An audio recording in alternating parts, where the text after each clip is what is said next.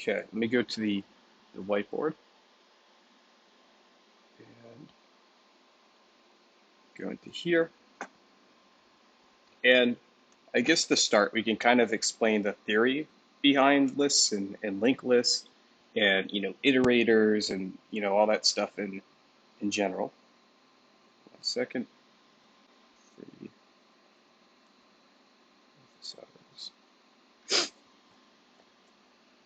And to kick it off, let's talk about I guess to start vectors, right? So if you recall, just from lecture and stuff like that, we can we can create, I'd say, even arrays, vectors in general. Let's even simplify it to arrays right now. Um, Actually, let's talk about vectors first. So what's interesting about a vector, right, is the memory is kind of fixed.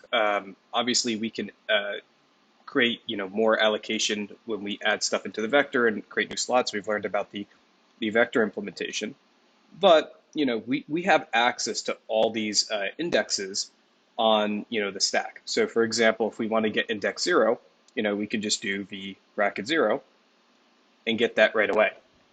So vectors are very efficient if we want to look at a particular index. Vectors are very efficient if we want to loop through something, stuff like that.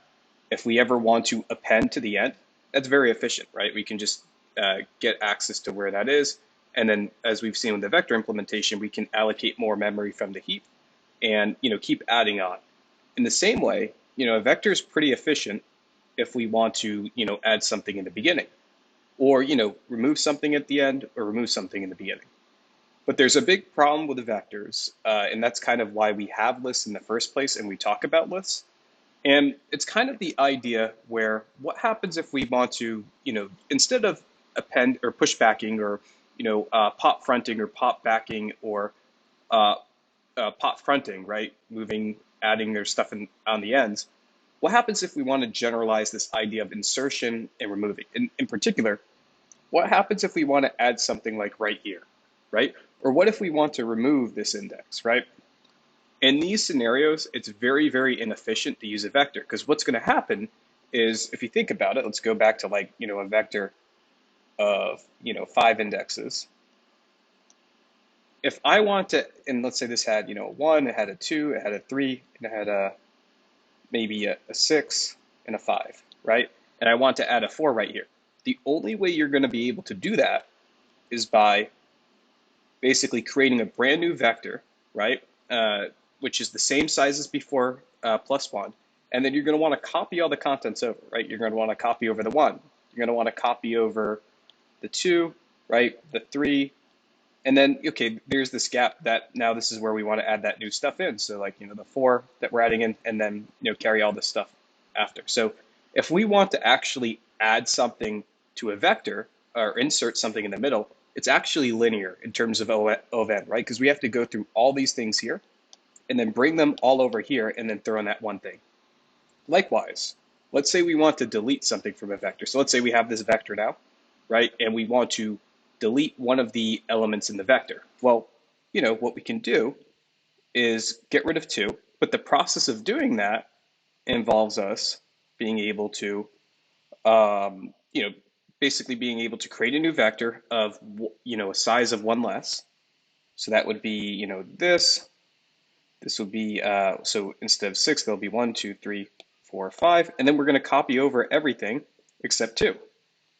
Again, this is linear. 1, 3, 4, 5, 6. We don't need this one, anymore. And again, there's actually a way we can do this in constant time. Want to make sure there isn't any questions in the meantime. Looks good.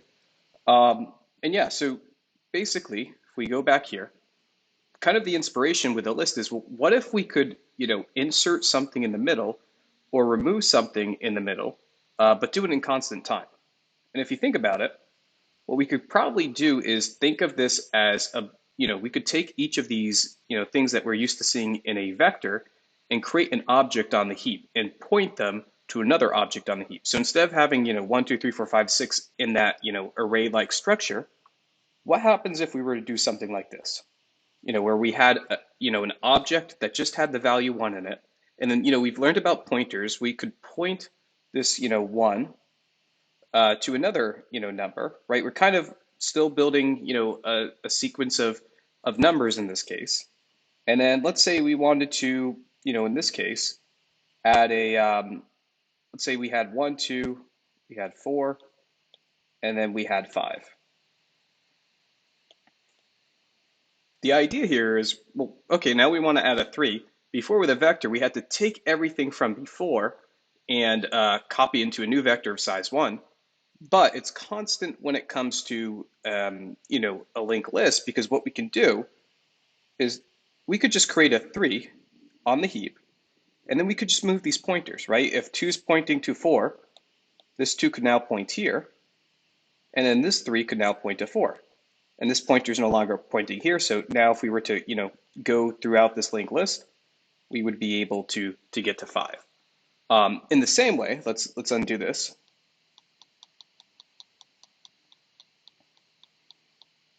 We could basically remove something, right? Let's say we don't want the number 4 in here anymore. Well, we could delete that, but in terms of getting from 1, 2 to 5, we could just remove the pointer and now point it at 5. And if you see, that's kind of constant, right? We didn't have to take all these numbers and bring it to the other side, or like, copy them over, make some change or something like that. So lists, SDL lists, linked lists, which are like when we do it ourselves and we don't rely on the standard library, they're very good for insertion and removal when it's in the middle. Now, there's some bad situations where you don't want to use, an SDL list or a linked list. And really, what we lose, and again, we can kind of see that once we talk about iterators, but we lose the ability to index. Because this is now on the heap, the only way we can get to, let's go back here, the number 4, is we have to have some reference to one of the nodes. So let's say this is like the head of the linked list. We can start here, right? And then for us to get to 4, we can only get there by following all these pointers. So we start here, right? We dereference, follow the pointer. We go here, we follow the pointer. All right, now we're at 4. So we have to start all the way at the beginning to go find a specific location in the the STL list or the linked list. So in terms of some pros and cons, again, we'll kind of go more in detail in terms of the lecture 9s and 10s, but this is kind of an introduction of why we need to do this and what's the whole purpose behind all this stuff. So with a vector, right, the pros are something like, okay, you can index, right? You can get bracket 0, bracket 1 in O of 1 time, right? It's constant. So index in O of 1. And push back and pop front, that's also being able to push, that's where it's good. But with a vector, right, insertion and removal in the middle, right, like at generalized insertion is linear, as we saw, right, because we have to make a whole copy of everything. So that's O of n.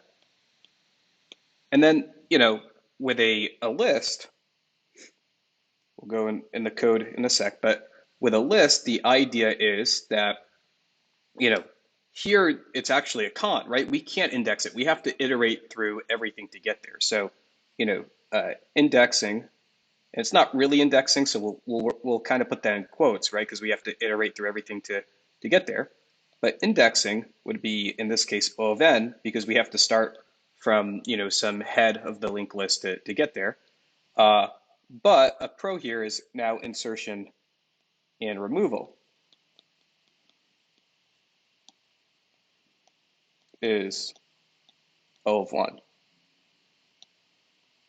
And so, when you're trying to, decide if I want to use a vector or a list, you're going to want to make these connections. Am I going to have to make a lot of insertions and removals in the middle? If that's the case, perhaps that's a better, choice, or maybe there's a whole other data structure to use. But if, you're just going to be doing a lot of indexing, right? Kind of a lot of the problems that you've solved so far in that way, you'll probably want to use a vector.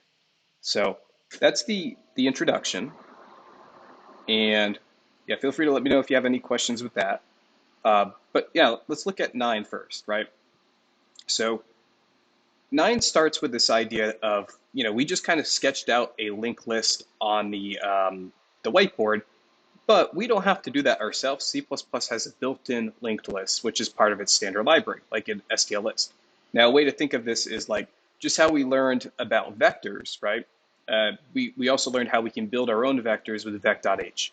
So vec.h is to STL vector as list ds list.h, and a linked list is to an STL list. So this kind of just, we can use the existing library to kind of mimic this idea of a list. And the syntax is basically very similar to a vector in the sense that, we can basically, it's templated, right? We can have a list of whatever type we want, and we use these brackets in that same way. So that's a vector. Let's go down to a list. Still talking about vectors, let's see. Yeah, so if you see right here, right, we create a list, std : list, and it's a list of specific types. The only difference here actually is we're using a list instead of a vector. Instead of importing vector.h, we would want to include list.h, right? And really what changes is the way we iterate through it. And again, it's because we can't really index. We can't do, for I is equal to 0, I is less than how big the vector is, I++, because usually what we were doing before is we could do v bracket I, right? V bracket 0, v bracket 1. But, as we just saw, we can't do that, right? When we have an STL list, which is basically something like this in disguise, we can't get a specific index, right? We're starting here, and then we have to go to the next one to get this, right? And we have to go to the next one to get this. So we need a way to actually, from the beginning, traverse this, list while, without indexing. And that's where iterators come in. And, iterators aren't just used for lists. You're going to be working with more complex collections of data later in the semester, where if you have to ever iterate through those things that don't also offer indexing, you'll also use an iterator. So, and the way an iterator works, let's kind of go through the code for that. Let's go in here. So let's say we have let me change this to C++. Let's say we have a list, right? So it'd be std : list, and let's say it's a list of integers, and we can call it list L, right? And let's say we already had some things in this list. We added some things. We can insert at specific spots, as we saw, right? We can actually we'll show an example of that right now. We can also use pushback, in the same ways. So if we want to basically do something like, fill this up and do like an L.pushback 1, right? And then we put in a 2 and a 3. Actually, let's do a 3 and a 4. And we'll go back to that idea of adding something in the middle in a sec. Now, the idea is, let's say we want to now, iterate over this. So just like how we would loop over a vector, how will we loop over this linked list? Well, the first thing we need to do is create an iterator, right? It's going to be the special type that allows us to go one by one throughout this linked list. As we saw in that drawing, right? Start at the beginning, follow the pointer to the next spot, follow the pointer to the next spot, and so on. So what we can do is, the way we create an iterator is we need to create an iterator for the type that we're working with. So we want to create an iterator for the type we're working with, right? And so what we can do is something like, well, what are we trying to iterate over? We're trying to iterate over a standard list of ints.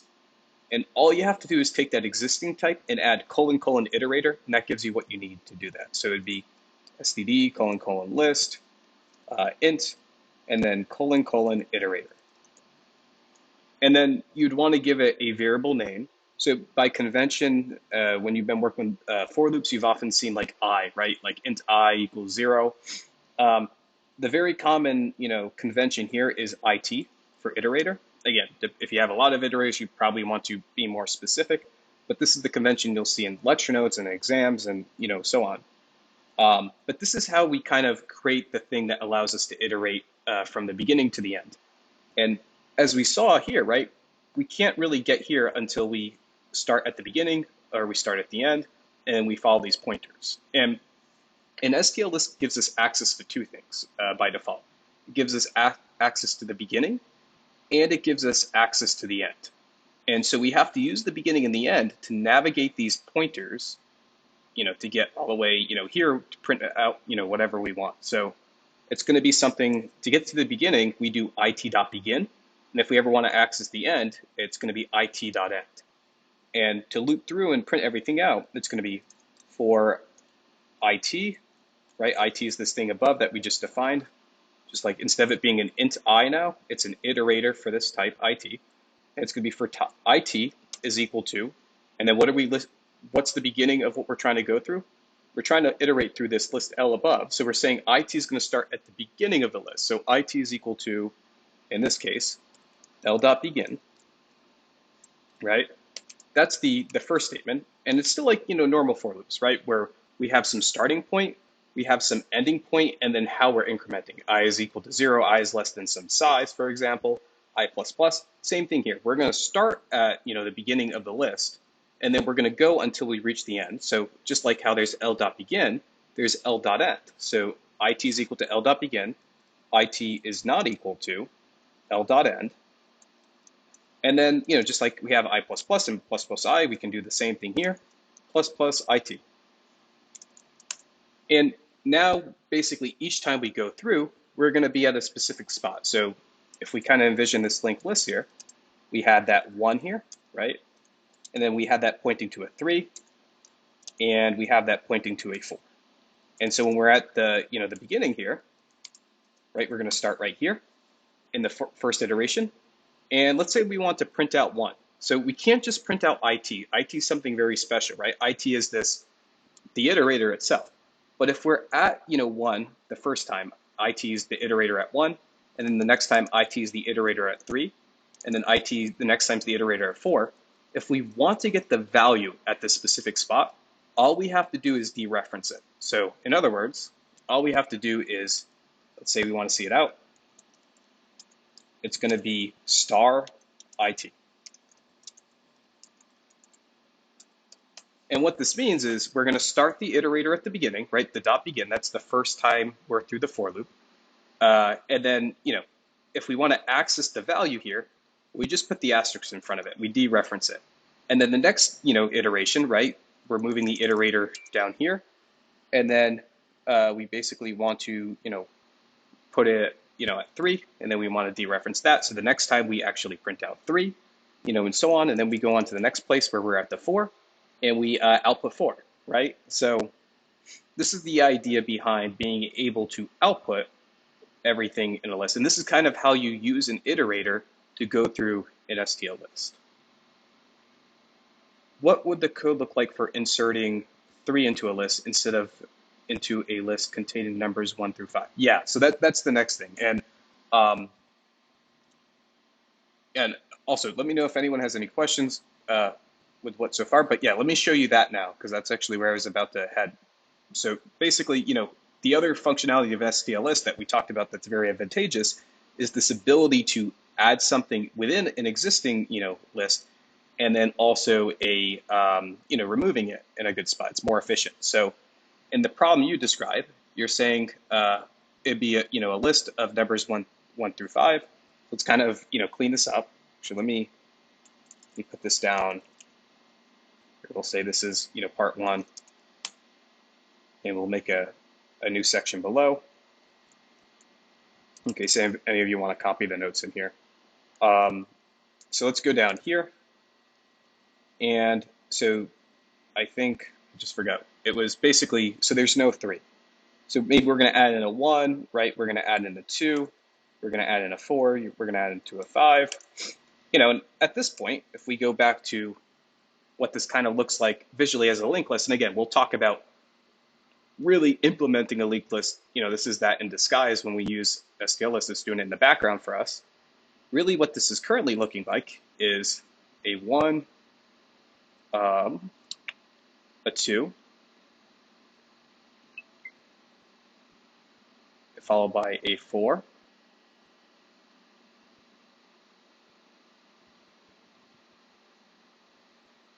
and then lastly, right, we have this 5 at the end here.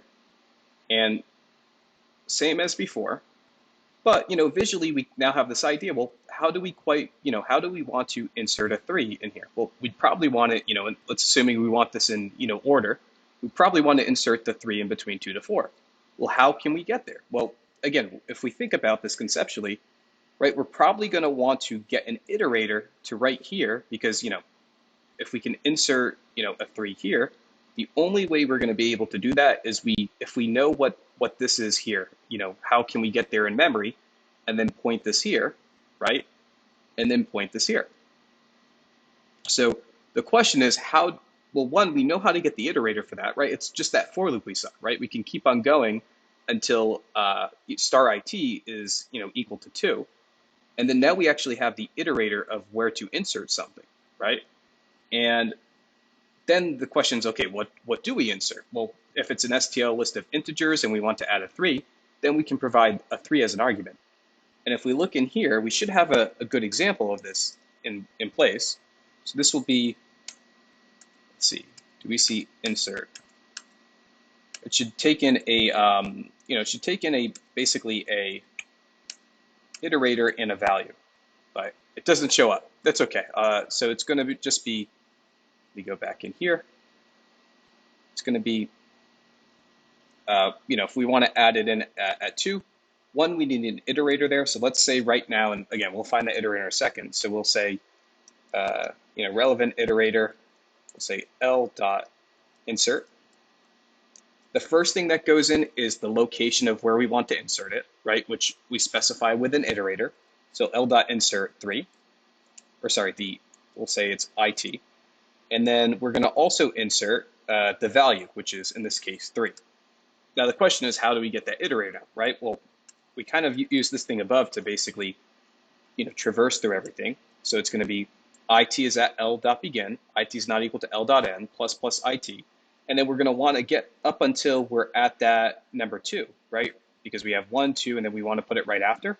So it's going to be an if statement, right? We could just say something like, well, why not say if star IT is equal to 2, then, what's stopping us from then saying, okay, this is actually what we want to keep track of. So we could just now say L dot insert, and then something like IT, in 3. Because at this current state, IT is actually in the right spot, right? IT is now over here, which gives us, the iterator that we need to basically insert 3. Now, in the same way, if 3 was already in here, right, and we want to remove it, well, it's a little different. Let's say we just want to remove, for example, the beginning here, right? So we just want to remove, this first number. Well, we can get that, right? That's just L dot begin. So let's just do that.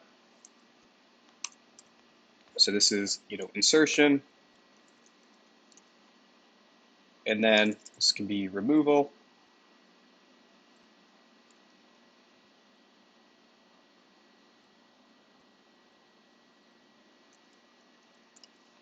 And then we can do something here where it's something like, right, we can get that beginning part. So iterator, well, we can get that thing above. I just realized we never specified the iterator type up here, but right, we'd have an iterator IT that goes over a list of integers. Same thing down here, right? And we could even set it, if we already know it's going to be at the beginning, right? We can set IT here to L dot begin. And then if we want to remove this, we can just say L dot remove. And then in this case, we're going to be removing IT, right? We're going to remove that first thing. Now, if we call the remove function, we don't have to specify two things like with insert, right? With insert, we have to specify the iterator of where we want to insert it as well as the value. But only here we have to do the iterator, which makes sense, right? Because if we want to remove something, it doesn't quite matter what we're removing. We're just specifying the location of which we want to move. We don't need anything else to give us the information we need to, remove that existing, node. So that's the idea behind removal. It just takes in the iterator. Go back to the chat. Let me just make sure I have stuff above, because we'll go on to 10 in a sec. Or I guess 10 and 11. Oh, sorry, 9 and 10. So we still got to do 10. And then Upoma asks, can you go over linked list traversing single list using STL list iterator? So that's what we just did. Let me know, if you have any questions with that still. We just answered this. Will there ever be a case where we'll have to insert something into a list that isn't sorted? Yeah, absolutely. So I was just, providing an example to make it easy to follow. But I mean, we could just have, again, the whole objective of this wasn't to sort it, right? We could have like a 1 here. We could have, a 9. Again, kind of think of this, it's absolutely not a vector, but you can think of it as we're creating a collection of data that's all tied together, right? Maybe this is a 3. But the same idea is, the exact same thing. Perhaps, we start at a 1, and then we go to, a 9, and maybe we want to add a 4 here. It's the same idea, right? We want to get an iterator at 9, move the pointer down here. And again, the STL list is doing this automatically for us. We'll see in the linked list that we have to do this ourselves. And then, we want to point the 4 back here. So again, a list doesn't have to be sorted. The idea is just, that was kind of an easy way to figure out, oh, where should this number go? But it's no different than how a vector can be, a collection of any numbers you want. An STL list can be a collection of whatever numbers you want, or whatever characters, or whatever objects, and so on. Let me go back. For a list of class, how would be able to access the member function like getNum using it? Do we use IT? How would we be able to access the member function like getNum using it? Do we use, is this dslist.h? Let's check if that currently exists.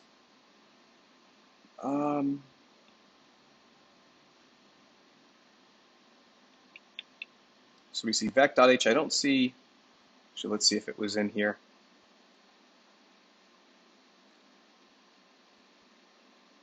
Is there anything about getNum?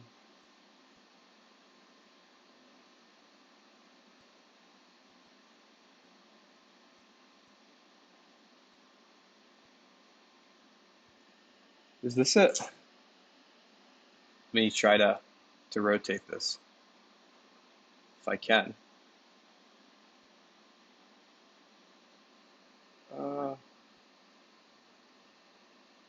Hold up. Okay, so, and then the function you mentioned,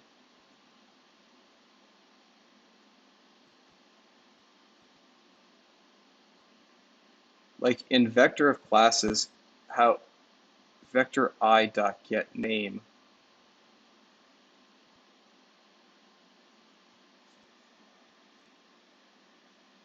I think she meant the safe accessor to get a private variable. Oh, okay, okay. So yeah, so let's go back here for a sec. So if we ever have an attribute, right? Let's say this is, a list of, instead of integers, a list of objects. So let's say it's, just for now, let's put this in a separate section. And we have something kind of like,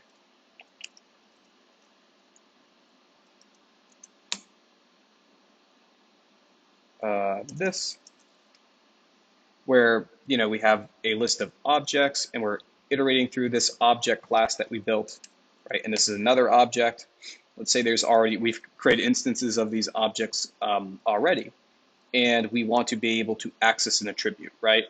What we want to do is, right now, if we do star IT, right, we're going to get the class itself. But again, we typically want to do like dot, variable, or if there's a public, member function, we're going to want to do dot there. So in this case, let's say we had, and let's very generalize it. Let's say, for example, we had class car, right? And then in that class, we had, let's say when we say get wheels, it just tells us how many wheels the car has. Let's say it's a weird car. Sometimes there might be 3 wheels.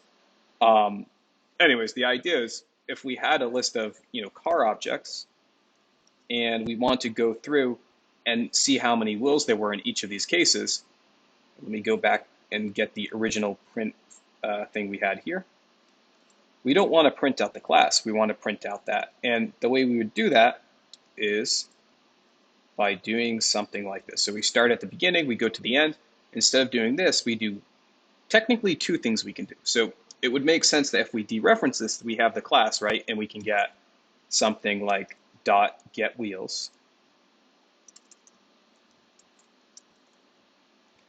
And that will allow us to do this. But the more better way, and the way you've seen it so far, is anything that has a star in parentheses and then has the dot can be replaced with this arrow thing, right? We can just do this instead.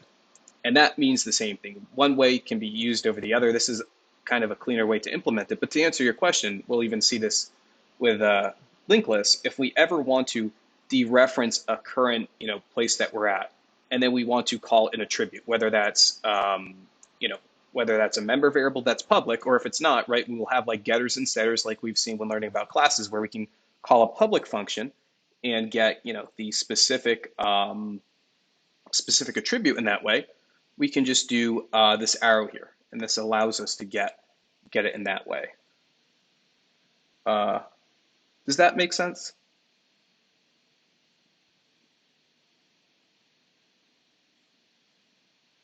Awesome, awesome. Yeah, it's really sweet. I recommend using the arrow thing. It's gonna get a lot, it'll be a lot simpler to do. But at the same time, I also think like when you look at the arrow in the beginning, it gets like really confusing because you're like, well, what do I use the arrow versus the dot and the asterisk, and it can also be confusing in that way too. So just kind of remember, if you're stuck on using the arrow, can I do in that way where I do an asterisk in parentheses and then now this is dereference, I can use a dot. And then you could just basically replace it and update it with, whatever you need. But yeah, really good question. Um, let's see. So now it says, let me go back up here. So sorted, um, just talked about this. How come you did insert IT3 twice, once in the for loop and outside loop? Did I do that? That might have been a mistake. Let me check. Um, so insertion. Yeah, that's my bad. I think I had it here and then I just copied it in here in that situation. I was showing how insertion works, but then also where we'd actually insert it, where the iterator is there. So yeah, definitely ignore that. This is the right way. You want to specify where you want to insert it, and then what's that value you wish to insert. Or if this was, a list of, car objects, right? We would put that car object in there. Um, let's see.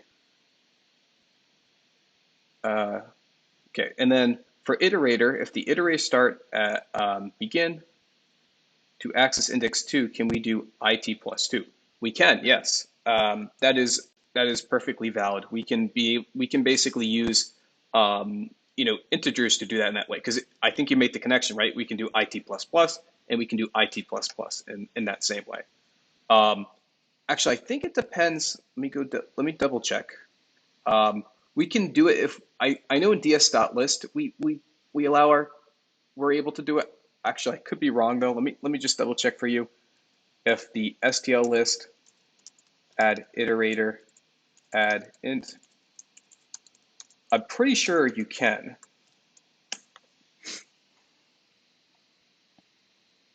That did not help at all. uh,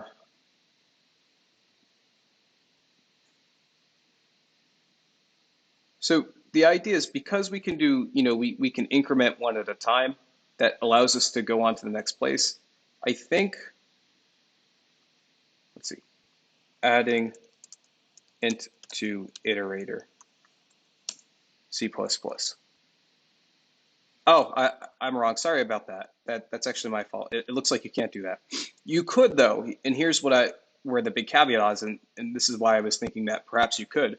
There's nothing stopping you from, if you were to build your own, list class to allow for that functionality, right? You could basically create some operator system where if you ever add, an iterator to an integer, you could just create a for loop where do IT plus plus n times, right? But it looks like, um, yeah, but with a list, it doesn't seem like that's the case. But again, nothing's stopping you from coding that in. In fact, in a homework, it might be, easier to do that if you just added another method to help you with that. Yeah, I didn't realize that. Awesome.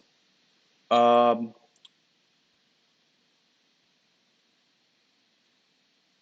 what if we want to insert the 4 between 1 and 9?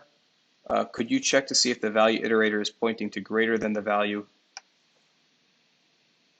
Um, well, so definitely the whole idea is lists don't have to be sorted or anything like that. Again, that was an example that perhaps we want to put it in sort order. But to answer your question, if we assuming we do want to put if assuming we do want to put numbers in a place where it's in sorted order, we probably wouldn't do it like this. We'd actually use, there's a built-in sorting thing for an STL list, and I think we actually even talked about it in here. Let's check.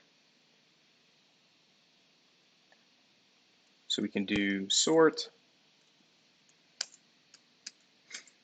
So yeah. So if you recall, and I think you saw this with like vectors too, you did the dot begin. Well, this is actually the dot begin coming back. Now you actually know what the dot begin, dot end are. They're iterators, and then you can have some comparison function, right? So if we ever want to sort a list of vectors, what you might want to do is, well, if you know where to place it in, it might be O of n.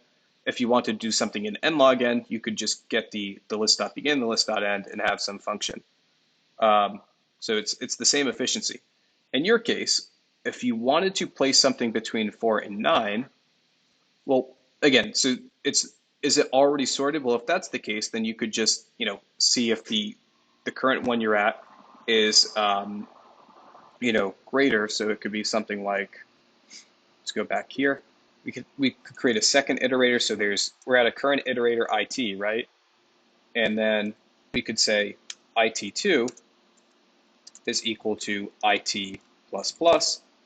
But we're not incrementing IT yet for the next time we go through the loop, right? That'd be IT plus, actually, hold up, this will change it.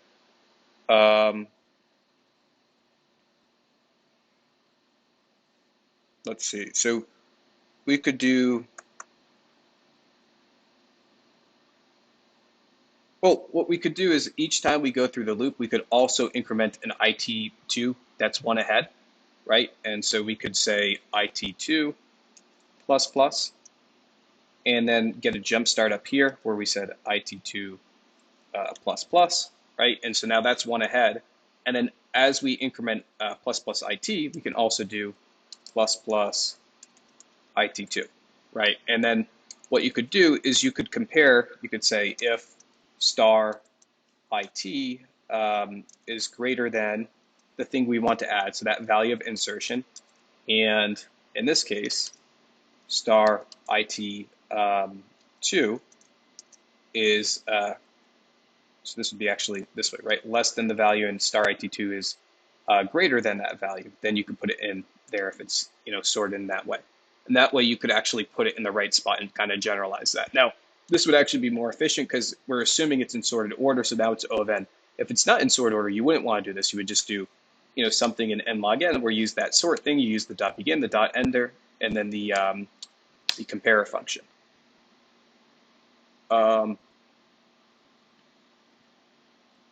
Awesome. Let me make sure in lecture 9 there isn't anything else. And in the meantime, let me know if any of you have any questions. Again, this is that illustration of a linked list without quite yet implementing the linked list. There's the iterators again, right? We have an iterator, and then here are those operators, right, that we can use. We can see if an iterator is earlier on than something later on with the less than.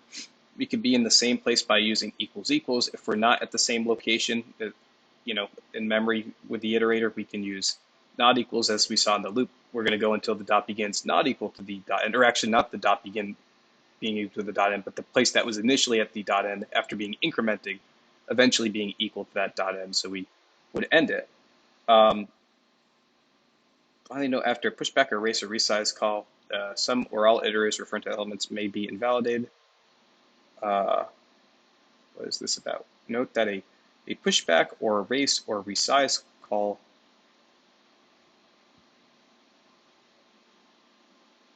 so kind of the idea here is if you modify the list and you're currently iterating through it, you might kind of want to start from the beginning, right? It's kind of dangerous because there might be more things in there that you didn't quite consider. So you want to keep in mind that if you're looping through something and then you put something in the middle, that might affect the logic of what you're trying to implement. So before we go on to lecture 10, there isn't any questions, we can check that out. So again, we saw there that, let's see, so an STL list is basically a linked list, but a much easier way to do it. But honestly, two linked lists aren't too hard to implement. They're probably going to be one of the easier data structures that in the end that you work with. And let's kind of think about what would be needed to make a linked list. So again, we talked about this idea that we're at one node, right? We want to go to the next node, and we want to go to the next node. And again, it's kind of like a vector in the sense that we're having a collection of data, in this case, a collection of integers. And we're going to want to be able to, in that same way, navigate or, store a collection of, objects and things like that. So let's say we had, three numbers, right? We had a 1, we had a 2, and we had a 3. And we want to represent this in the form of a linked list. And again, we could use an STL list, but maybe we want more control. Maybe we want to do really cool things with this linked list that maybe the STL list doesn't offer, or maybe you have a data structures homework assignment and you have to do it yourself. But what do we quite need? What is this thing right here? What's this 1 here? What is this 2 here? What is this 3? Well, we recognize it's representing some number, right? It's representing, in this case, the number 1, right? In this case, it's representing the number 2. In the third case, it's representing the number 3.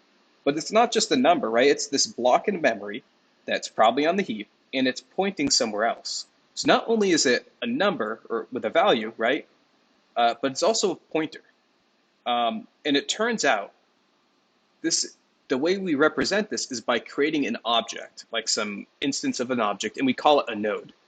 And a node class consists of really, in this case, two things, right? So this is a node, and then our first instance of our node class is a node of 1, and then the next one's a node of 2, and the third one's a node of 3, right? And there's really two things in here, right? There's the value, right, which is kind of what we're kind of focusing most of our time on. That's an integer in this case, right? We have the value of this node is 1, the value of this node is 2, and the value of this node is 3. But it's not just that, it's a pointer, right? Because we want to point this current node to the next node. And because we're pointing to another node, that means this is, an int val. And then the next thing in the node object is a node pointer, right? So this is a node pointer. And in this case, it's totally okay. We can have a node object and one of the attributes in that object be a pointer that points to another example of this node. And by convention, and what you'll see in the notes very often is, in this case, a singly linked list where we're starting here and then we're going here. This will be like next. And what this means is if we ever want to go to the 2 at 1, we could call the dot next, right? We could go from here. We could get the value here by getting the val, the dot val, or we could go to the next one by getting the dot next. Now, another thing we could do, which is pretty cool, is we could make a doubly linked list. And let me get my iPad just because it's a little messy to sketch it this way. Just give me one sec. So let's say we want to not just go from left to right, but we want to go from right to left. Well, we could just update our node object to be able to offer. Our node class won't just have a value, it won't just have a pointer that goes to the next, but it could also have a pointer that goes to the previous. So just put this up here to represent that. And the way that would work is if we had a node pointer previous, which is basically going from the the current node and pointing to the node before it, now we have something where we can have an arrow here, and an arrow here, and so on. So what's really sweet about this is we can go this way, but we can also go backwards. So if you're in a situation where we know we're going to go from the beginning to the end, and that's it, it's a lot simpler. It's probably better to just have that next one. But if we do want that control to go from left to right, but right to left, that's where we can use a next and a previous. And the first one we saw was called a singly linked list. In this case, because we have it linked in both ways, this is what we call a doubly linked list.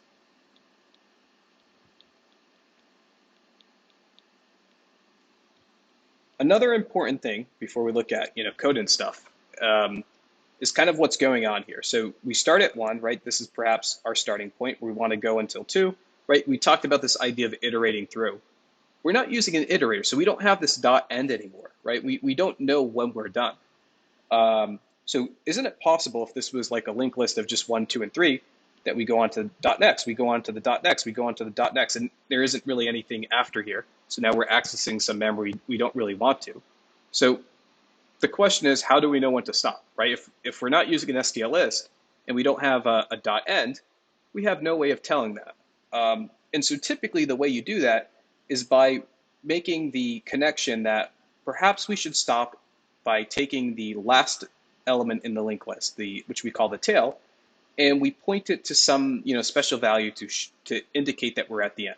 So in this case, null, or null pointer. So nullptr. And the idea is we could have a while loop that starts at the beginning, and we could keep on doing the dot next until the dot next is null, right? And if it is, then we're done. So this protects us to make sure we're not starting to access memory that's out of bounds. And this is kind of now how we can actually mimic this idea of a linked list. So let's go on to the code. Let me make sure there aren't any questions. Okay, looks good. So we can go on here. Let's go back to the bottom here. And let's just start with an example of a node class. I think let's actually use one that you've done in class, so that way you kind of implement it in a similar way. So let's see, class, that's mostly review there. Right. So this is because it's templated, right? As you learned about templating, let's try to not make it more confusing. We can just start again with really simple numbers. So this will be linked list. And just like how we said, well, to be able to have something in memory that points to somewhere else, we can't just have values, because they have, the values have to connect to each other. So we make this connection that clearly we need some sophisticated object to be able to do that. Meaning that, okay, we'll have the value, and in this case, let's generalize this, or the opposite of generalize. Let's just simplify it to say this node class has a value, and then it has a pointer that goes on to the next node. And I think we said above that if it's a singly linked list, we'll do something like next. So let's just recall this next. Right? And then let's say we have a connection of, or we have a collection of linked list objects. Well, we could create some. So the first one would be just creating an instance of this object. So maybe we want to create a node, right? This will be one number that points to, or one node that points to the next node. And let's say we want to do something like, actually, let's plan it out. What are we going to draw? Actually, let's do the thing right here, except the doubly for now. We can add the doubly back in a sec. Well, what we could do is we could say node, let's call it n1, right? And we're going to set it equal to a new node, right, on the heap. And okay, so now we have this, but we might want to give it some values. So how do we do that? Well, I just realized we'll want to use a node pointer 1, because it will point to a new node, right? And then what we can do is something where we want to set the value. Now, keep in mind, as we were talking about before, if we have a pointer, we can't simply just dereference it and, look at it in that way. We have to, access an attribute in that way, where we do like the asterisk and the dot, or the arrow. So if we ever want to update the value, what we could say is n arrow, let's give this a better name. So n arrow val is equal to, let's say this first one has a value of 1, just like we saw above. And then, okay, now we're going to want to point it to a new node, but we don't have a new node yet, so we're going to have to create one. So far, at this state in our code, starting at like 58, we just have n1. Let's just say it's a 1. And it's not really pointing anywhere yet of interest, right?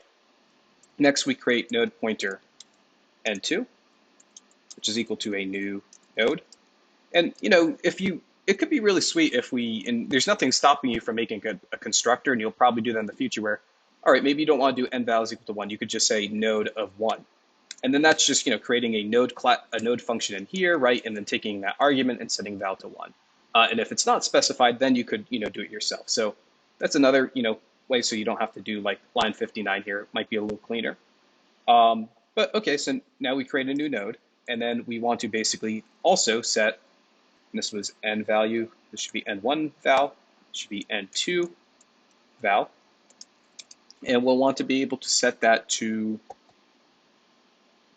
in this case, well, actually we'll do 2, right?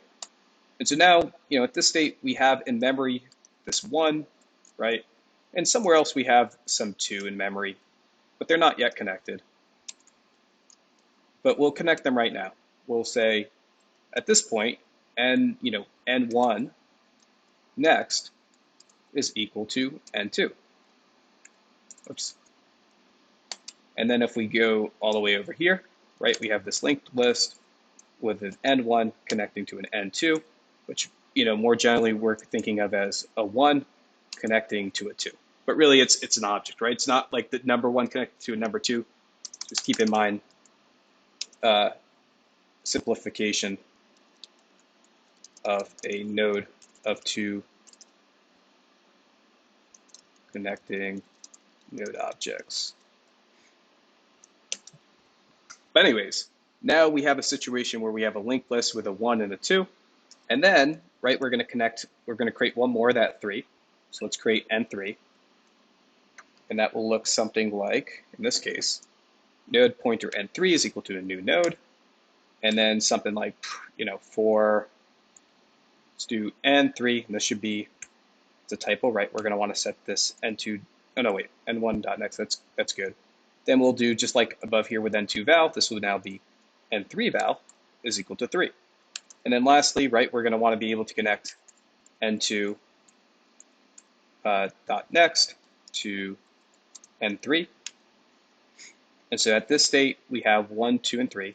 But there's one more thing we're going to want to do, and this is a pretty easy thing to forget, and we're just making this connection before that we should do this. And that is,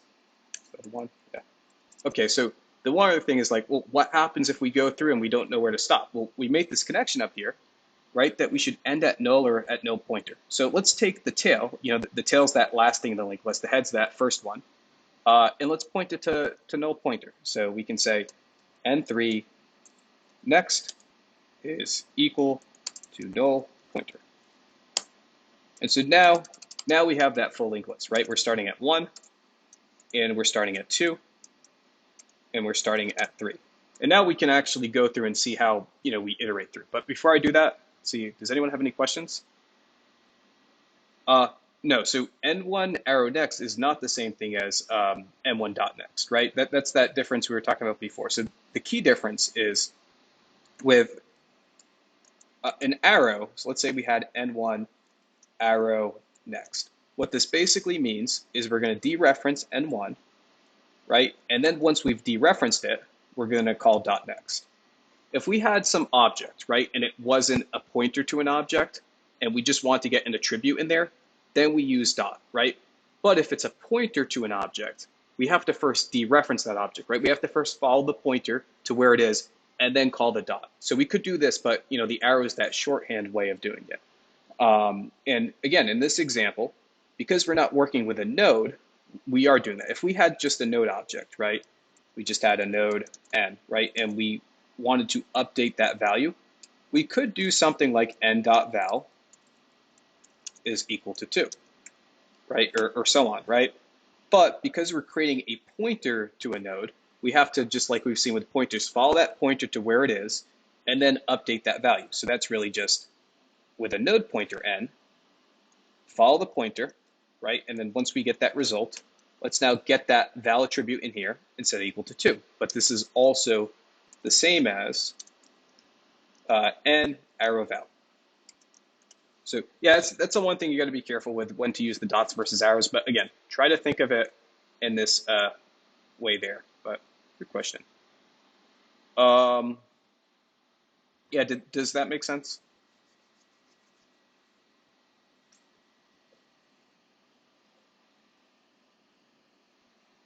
Oh, okay. Is there any? Let me kind of go into a little more detail to help clarify. So if you had a normal object that isn't a pointer to something, and you want to, call a member function in there or access a member variable, really what you're used to when doing a dot. So if you had like a the example we were doing before was like car, right? And there was like get wheels.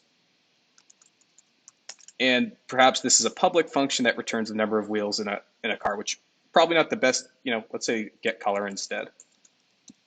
What we can do is basically if we have an instance of this, right, car C, and it's already configured, we can just do c.getColor, right? And this works in a way that basically now we can basically access what the color of this car was. Now, this is a type car. What if we had a pointer to a car, right? So let's say now we had a car pointer, C, where it's not, this isn't a car object, but it's a pointer, it's a memory address to some place on the stack or the heap that is of type car. So if we have a car pointer C, and we want to be able to, in this case, get the color of that car, well, first we have to follow the pointer, right? We have to, follow that pointer, dereference it, and then, go there and then call the .get color. And the shorthand way of doing that in C++ is C arrow get color. The main difference here is car isn't a pointer to a car, but here, or sorry, and the difference here is C is just a car object, not a pointer to a car. It's just the car itself. But in this case, car pointer C is a pointer to some place in memory where a car is. It's a memory address that if we follow that pointer, we'll go there and access that car type. So basically by saying the arrow, it's a very shorthand way of saying to C++, well, not only do we want to get color, but first we need to follow the pointer because we know this isn't actually a car object. This is a pointer that we can then navigate to that place and then call .get color. So it's kind of doing two steps at once. It's first dereferencing, following that pointer to wherever car is in memory, because this isn't, car C, it's a car pointer C. And then once we're here, now we can do the normal, attributes, call a member function with dot if it's public, or if you have a public member variable, right, you could do dot and then that member variable name. And you can do that by using the arrow instead of the dot in that case. For car C, would you use ampersand C get color? So let's see. So you wouldn't have to here because so ampersand, when you do the ampersand, it's just giving you the memory address. And the reality is we actually already have the memory address because when you think of, let's kind of look at this memory again. So let's say, good question though. So if we have something like this where it's like that stack that actually, let's kind of look at this on the whiteboard. Let's say we have a stack, right? And we have, just some normal car object here. And then, this has, it's an object, so it's been represented, in classes having some, attribute 1, attribute 2, function 1, so on. But then we have down here like a car pointer that points to a car. All we basically do, basically what it's doing is it's pointing here to the memory address, which means a pointer stores a memory address, which means right here we actually already have the hexadecimal value, right? So if car pointer here is already pointing to car, then we don't quite need to get it again. However, if we wanted to set it up so it's pointing there, then yes, right? Before this, if they weren't already pointed, the code that you would do earlier on is something like, car pointer C is equal to the, the memory address. And I just realized these are, names. So this will be like C pointer. So we have different names, but car C pointer will point to the address of C. Now, if they're already connected, you don't have to get the address again. But if we want to set it up in a way where, we have a car already existing and then now we're creating a pointer and we want to point that here, then yes, that's exactly what we do. Absolutely. Awesome. Yeah, any other questions before we go into the looping through a linked list?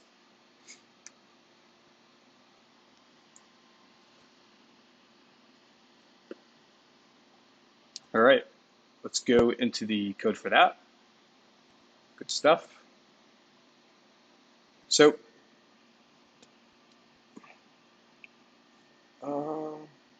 Oh, and yeah, Upoma, did that make sense in terms of um, where the ampersand was being used in that situation?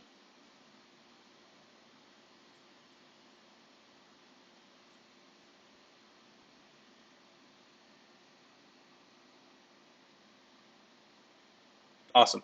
Awesome. Yeah, because yeah, class C is an object itself, right? And we're just taking that pointer, we're now pointing it there. So I think the code I put here was a lot out of order before. We're kind of like drawing it out. So there's an existing car C, right? And then we're kind of comparing this, uh, getting the color. But if we want to create a pointer, we first have to point it, yep, to the existing car C. And then if we want to, and this wouldn't be C get color anymore, right? This would now be, because we've changed the name, C pointer get color. Awesome. Um, all right, so now we have this idea of a linked list above, right? Let's just kind of copy this all down, start at a clean slate and reveal real quick. So let's go down here, and I'm going to scroll down a little bit. All right, so if you recall, right, we created a new node object, we set the val to 1, we created really 3 node objects, one of 2 and 3. We pointed 1 to 2, right? Then we pointed 2 to 3, and 1 was already pointing to 2, so it's really 1 is pointing to 2 and 2's pointing to 3. And then we pointed the end to a null pointer, right? This gives us a situation of knowing when to stop. So what we can do is something like this. We could set a pointer to the head of the linked list. So we could say node pointer head is equal to, in this case, what 1 is. Do we have access to 1? Yeah, we actually have a variable up here called n1, right? We could say the head's currently at n1. And let's bring this down here and kind of keep track of what's going on. So in the beginning, n1 is going to be pointing right here. Or sorry, not n1. We'll use h for head. And if that's the case, let's just call this h to make it easier. But keep in mind, you'd probably code out the word head when doing that. But so head's now, at 1. And then what we're going to want to be able to do is go until head's not at no pointer or the head dot next. It kind of depends what you're trying to do. So one way of doing this is while, and remember, if we want to go to the next one or look at the next thing, we can just use dot next, or really it's not dot next, it's arrow next, right? Because it's a pointer. So it's a node pointer. So we want to dereference it, follow the pointer, and then do the dot just like we were talking about. So really it's going to be an arrow. So we could say while head next is not equal to null pointer. This is one approach.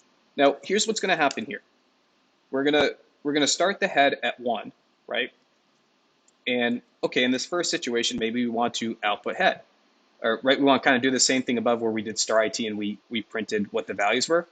Well, we're not going to do star IT here because star IT is just going to give us now an object. Before with the iterator, we just did star IT and we got the integer.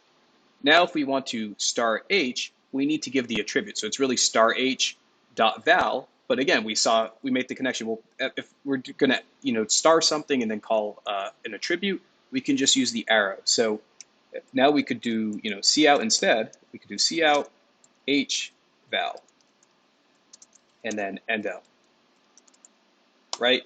And what this allows us to do is basically output in this first iteration. Let's keep track of an output window. This is the output window. And so now we're outputting 1 on the first line, right? And then we also want to increment it each time. So now h, right? H is equal to, well, how are we going to do this? Well, if we want to update what h is, and we know where we want to go next, which is just h dot next, this is how you do it. You just say h is equal to h arrow next, right? Because if I want h to go here, and we can get access to that place in memory by saying going to the next spot, it's really the same thing, right? We can just say the head's now at that next place. So that's a very key, kind of the incrementing equivalent with linked list. That's an important line. And so that's the first iteration, right? So now it's at 2, and now we're up back at 119. Is head.next not equal to null pointer yet? Nope, nope. Next time it's going to be actually an object that has three, not three, but an object with three in it, a node object, node pointer actually. Um, and okay, so now we actually dereference it, we get that val, and then we go on to the next line. So we want to output 2 this time, and we say h is equal to h arrow next. Well, if we look up here, what is the next of 2? It's the memory of 3, right? It's a memory address that points to a node, where in that node it has a value of 3. So, all right, so now it's there. And so now we have the situation where we're saying, well, n dot, while h, arrow next is not equal to null pointer. Actually, this time it is, right? So in this situation, we would actually stop and not get to 3. So another thing you could perhaps do is something like, while h is not equal to null pointer, right? And so in this situation, if you do it like this, you'll get that last 3 ones. So now if we were to do this, because h is still not null, we'll be able to, do h.val or h arrow val one more time, output that there, and then we'll be able to, say h is equal to h arrow next, and now it turns out h is equal to null pointer, so we stop right here. So this is kind of the key of how to, iterate through a linked list. With an STL list, right, we could just use an iterator, but here we're kind of coding it up ourselves. And we need the equivalent of a .end, which is just our way of saying we're done. If we had a doubly linked list, right, that idea that we could have a prev, it's the same thing, right? We could have it going back and forth like this, and maybe over here we have something too that allows us to point to null pointer. Now, if we do this, the head's not going to actually be here. We're going to start the head right here, and so maybe our stopping points are okay. Maybe we'll do the n, arrow next here, the n or h arrow next here. All right, we're good here. Let's go backwards. Maybe we want to go both ways. Then now it's h arrow previous. It's h arrow previous, and then we've got to something that we don't want to. So in that same way, we're going to want to be able to stop. And that would be a doubly linked list. And just remember, the only thing we have to do for a doubly linked list is one. Let's find this node class. We'll take this in here. See how we're doing on time. We're good. We'll take this here. We'll say int val. We'll say node pointer next. And we'll have a node pointer previous, right? And then now every place we see a next, we're going to want to point it both ways. So like, for example, when we said n1 next is equal to n2, what we also have to do is n2 previous is equal to n1, right? And so now we have something where n1's pointing to n2, and then n2 is pointing to n1. So now it's in that way. Same with this now. So this is now this based on above, and then n2 next, and then we can have n3 prev is equal to, in this case, right, n2. And so we'll put this here. We're good, right? And then again, we're missing out, or actually we haven't put in the null pointer yet, so we might do that to end that. And then we'll also have a situation where, actually we won't ever point a null pointer back here, so it's kind of actually dishonest to kind of represent it in that way. So this will basically end here, and this will end here. Because we once we're in null pointer, we're not going to be able to get back into where we currently are. Something to keep in mind. So then that also means once we have n3 next equal to null pointer, right, we might want to take the head and also point that to null pointer. So that would be, in this case, n1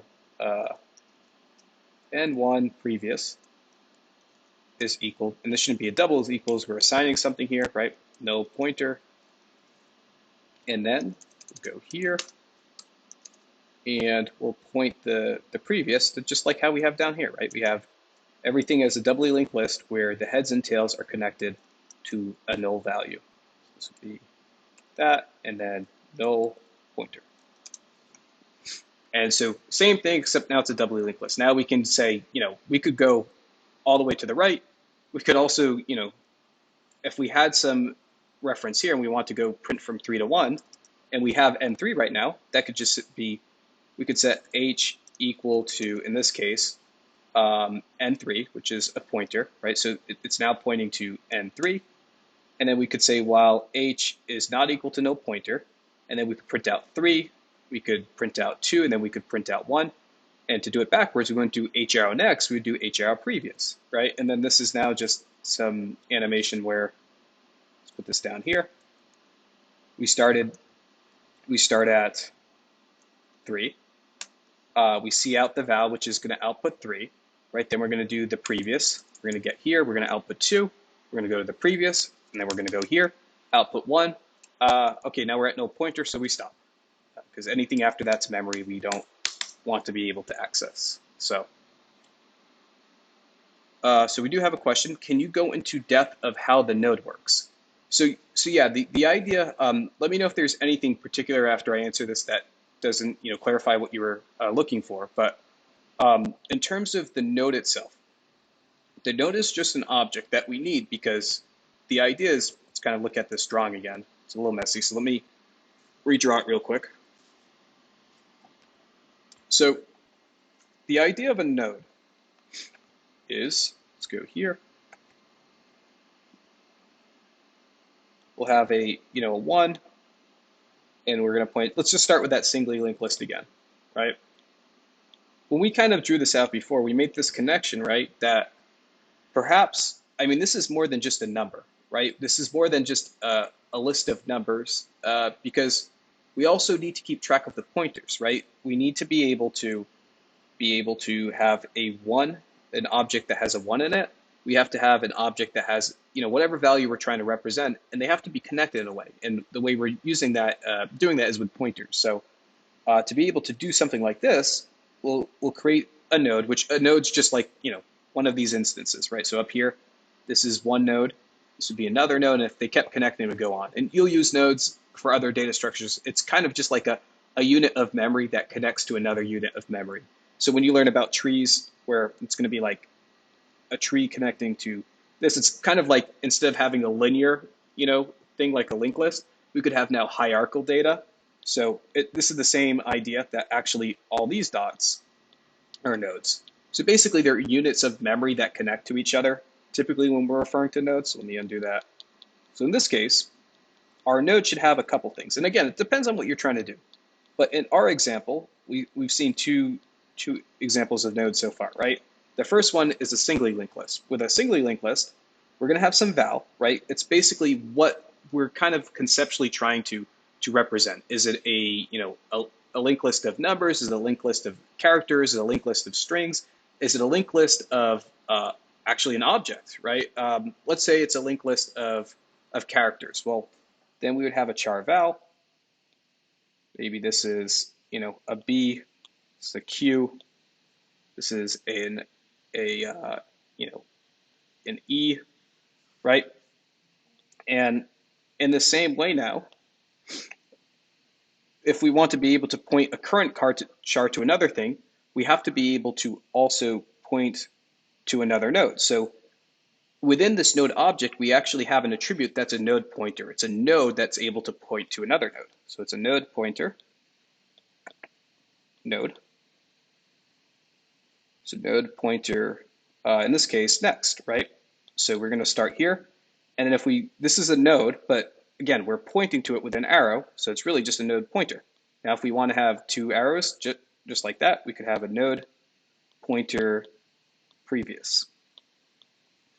And if we go here, let's go back and into the code. So in terms of the actual code itself, you just create a class. You don't have to do this. You can actually use a struct too. Actually, most instances of nodes in linked lists and in code, you typically use a struct because that's by default public, and these have to be public to be able to do something like this. But you'll see in data structures typically with a class, so use it that way.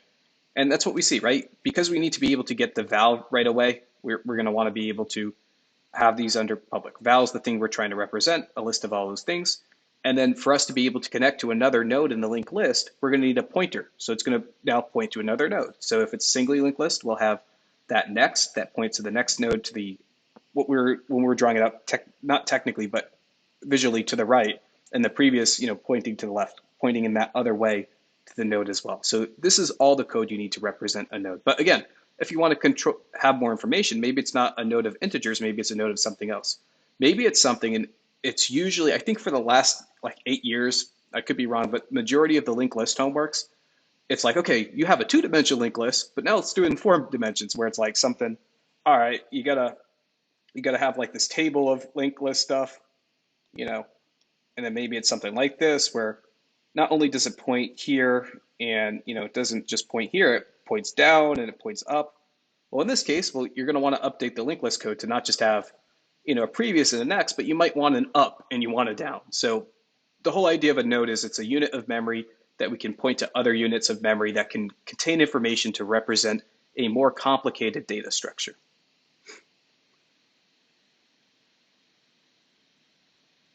So does that answer your question in particular with the next node? I'm going to have to head off in a second, but any last minute questions about that specific thing, or does that help clarify?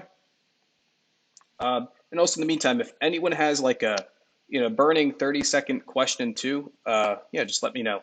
But otherwise, hopefully this was helpful.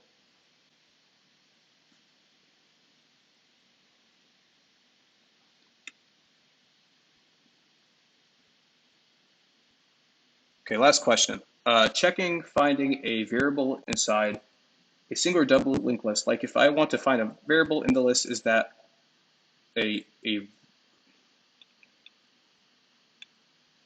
so you wouldn't so technically you could. I mean, you're not gonna um so you, there's two things you could do. One, you could start at the head and you could start or go to the tail and you could iterate through, right? You could go from node 1 to node 2 to node 3 and do the dot next or sorry, the arrow next or the arrow previous. Um, or if you already have a reference in memory to that thing. So in our example, when we constructed the linked list, right, we had N1 and N2 and N3. And in that situation, we could just, look back at what N2 was to get there really quickly. Um, Now, in terms of the variable itself, a linked list, you're not going to often look at the variable, you're going to look at the value. But if you really technically want to find what that variable, if that is the variable of interest, well, if you still have that, there's nothing stopping you from doing something like this, where, and again, you'll never have to do this. This is kind of a little technical, but if we want to see if we were going through the linked list, it was pointing to a 2, it was pointing to a 3, and you want to see that this thing here actually associated with that variable before N2, well, all we have to do is see if in memory that the memory addresses were the same. So we could have this, this loop above here, and we could do just something like this, where we start the head at the beginning, we're going to go until the end, but we'll have an if statement, and we'll just say, okay, this thing in memory, right? If h, which really it's a pointer, remember a pointer just stores a memory address to another variable.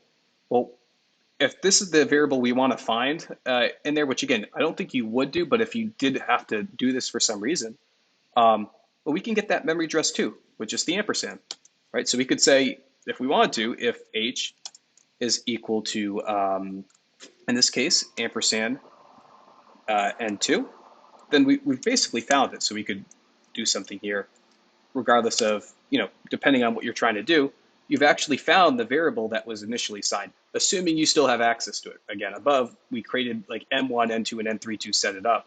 And then once we found that variable that you're mentioning, it's kind of that idea. So, yeah, does that make sense?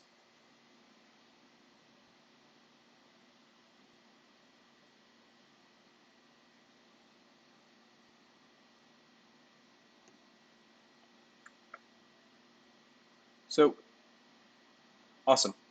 So I hope this was, helpful. Wishing everyone the best of luck this week on the homework.